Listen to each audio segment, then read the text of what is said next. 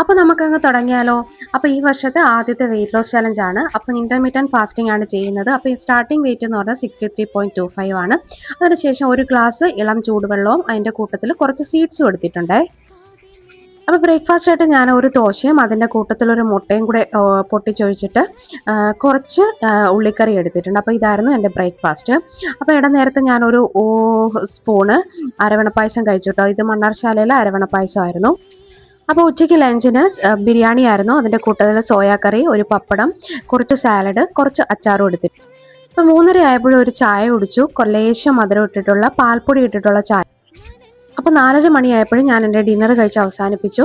കുറച്ച് തണ്ണിമത്തനും കുറച്ച് മാങ്ങയാട്ടോ എടുത്തേക്കുന്നത്. പിന്നെ ധാരാളം വെള്ളം കുടിക്കുക. അപ്പോൾ ഇന്നത്തെ വീഡിയോ ഇത്രയേ ഉള്ളൂ. നാളത്തെ വീഡിയോ കാണുന്നത് വരേക്കും ബൈ ബൈ.